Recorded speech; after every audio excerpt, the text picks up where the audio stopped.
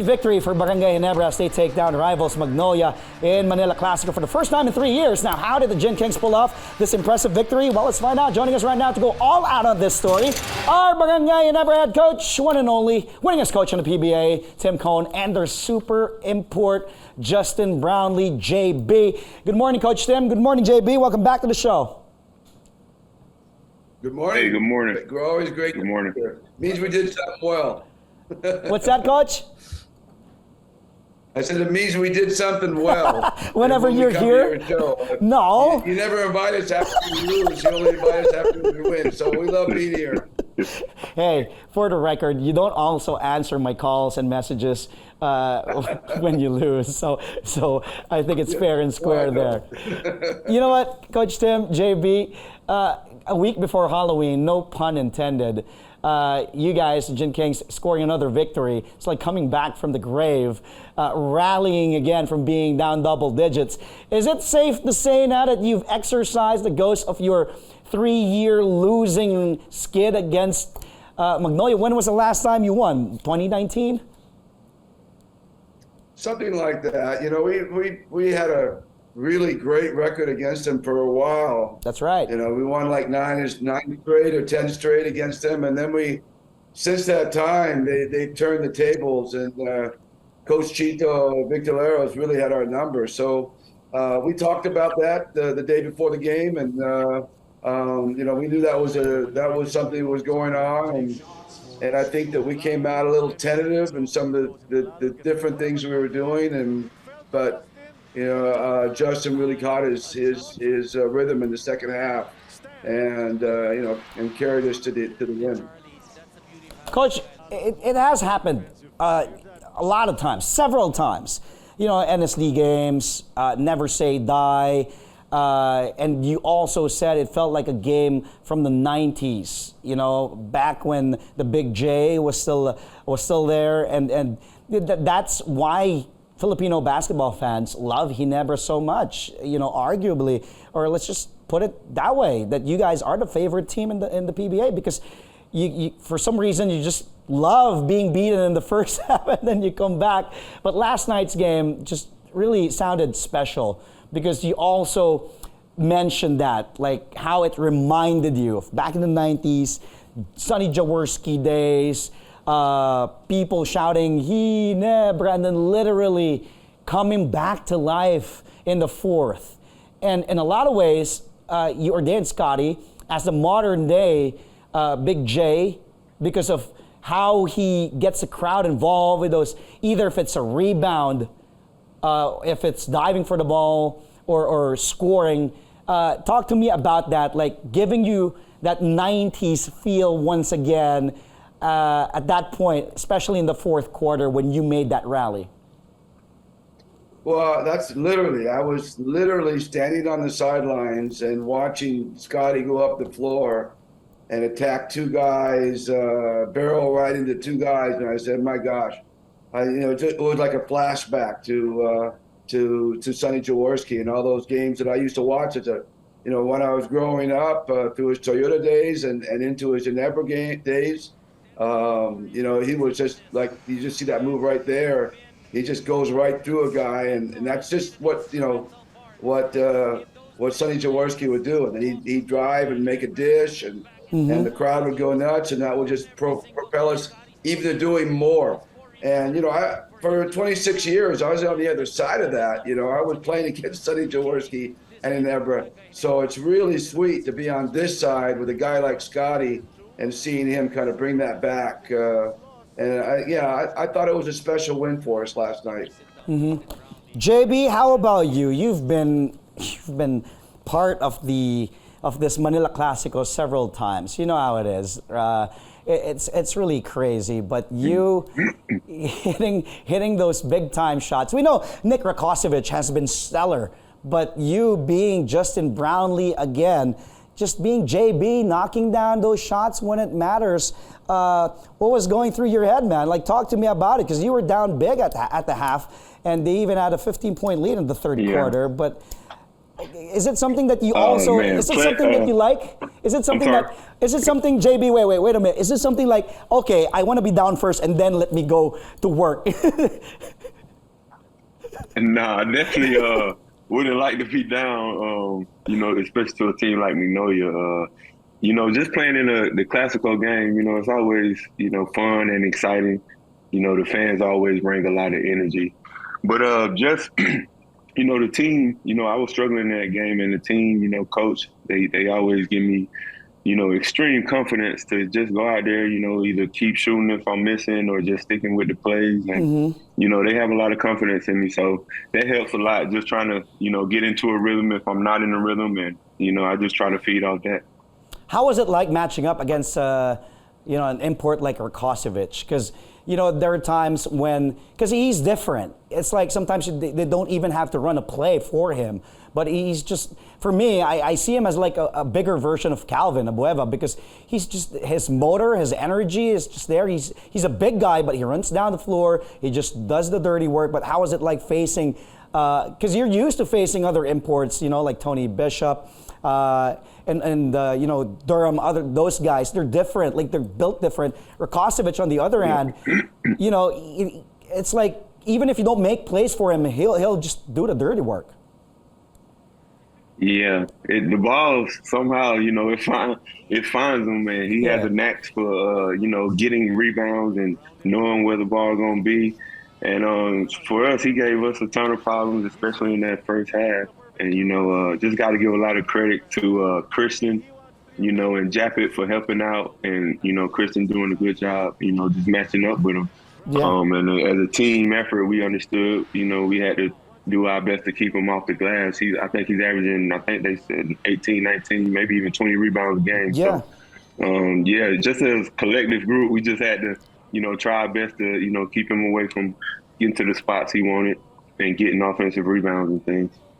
Coach Tim, there's a lot of excitement about Jamie Malonzo playing alongside Scotty, and then we're now also seeing Jeremiah, although Jeremiah still is trying to get used to the system, and he's coming off a knee injury, so that is understood. But you can't help, the fans cannot help but be excited about it, like seeing a dawn of a new Fast and Furious era with the likes of Scotty. Of course, LA is still there, Stanley's still there. They're still all effective, with all due respect. But now bringing in guys like Jamie, like Jeremiah. Talk to me about that. Like, having these young guys now just running up and down the court. It seems like they're not getting tired. Well, they're athletes, and I think that's the key, is that they're really great athletes, and that adds a lot of athleticism to our team. Jamie is really active. He's similar to Abueva in many ways in terms of the activity level, getting to the boards, running the floor. He's just a little taller and a little slimmer than Calvin, but he just like Calvin adds a huge dimension to Magnolia, Jamie adds a huge dimension to us. It's just someone you have to account for. If you don't pay attention to him, he's going to hurt you in a lot of different ways. He's still learning about our defense and how to defend and stuff, and he's still learning the system offensively. And so you just got to imagine, once he gets all that down, how good is he going to be? Really, truly, how is he good as he going to be when he starts to figure everything out? Right now, I'd say he's about, in terms of figuring things out, he's probably on a scale of 10, maybe a 4 or 5. So if he gets to a 7 or 8 or 9, imagine how good he's going to be. Mm-hmm. And the same thing goes with Jeremiah. He's a little bit behind because he didn't, he just came back to practice a week and a half ago, and he's done mostly everything by observation, and hasn't really been able to participate as much as Jamie has. So he's still got, he's a great shooter. He's a great scorer. He can score from anywhere on the floor. But, again, he's going to have to learn where he's going to get his shots, where's his spots. Yeah. He's going to have to learn how he's going to defend, the way we defend. So there's still a lot of learning to do yet. So I'm really excited about continuing to work with these guys and watching them. And I know Justin has a blast playing with these guys because he takes a lot of pressure off of Justin and these guys. What do you want to say about that, JB? What's your reaction to that? And how big of an addition, having Jamie Malonzo, having Jeremiah Gray, of course, Nard Spinto, like these young guys, as I said, Coach Tim can put them inside the game for 48 minutes and still not get tired. But, it eases the work for you guys, for you, for LA, for Stanley. Yeah. Just, we got a few older guys on the team, and it's good to, to add some, fresh legs, and, it gives us motivation. Me especially, just give me motivation, and it pumps some energy into me when you see those plays that they can make. Or, if it's a block or a dunk or whatever it is, it's very motivating. Well, it's been exciting to see as well. Yeah, no, it is exciting. On paper, people say it's just too unfair. Like looking at Ginebra, the lineup, top to bottom, coach. Of course, you have Christian, you have Japet, you still have an LA Tenorio there who's been in big games, a lot of big games. Stanley's still there. You have Scotty, who's the reigning MVP. You have JB. You add Jamie Malonzo, you add even a shooter in Von Pesumal, Jeremiah Gray. It's a tough lineup. Like, it's a really solid lineup. But, Coach, it's been a roller coaster for most of this conference. What else do you think, like, because there are even times where there are a lot of scares for you, Coach Tim. So what else do you need to do, like, moving forward? Because it's still going to be tough facing all these other teams, especially when you get to the playoffs. Well, it's not just about the talent, It's not about the talent. It's about the togetherness. It's about the character. It's about the discipline. And these are the things that we're still trying to develop as a group.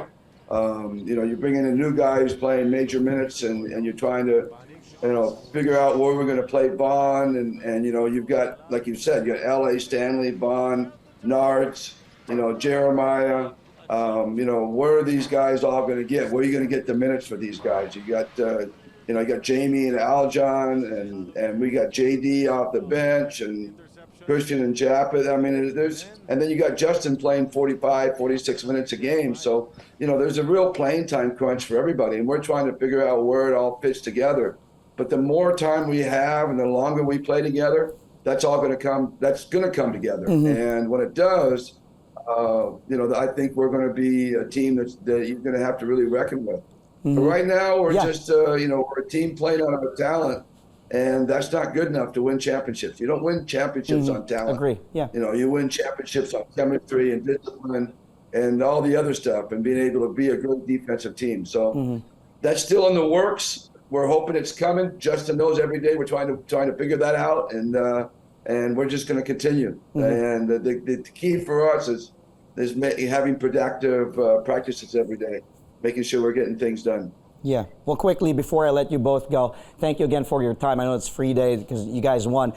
JB, I want to ask you about, of course, you've been practicing with Gilas. Is that also something that, that's inspiring you? That's why you're playing inspired ball this whole conference so far.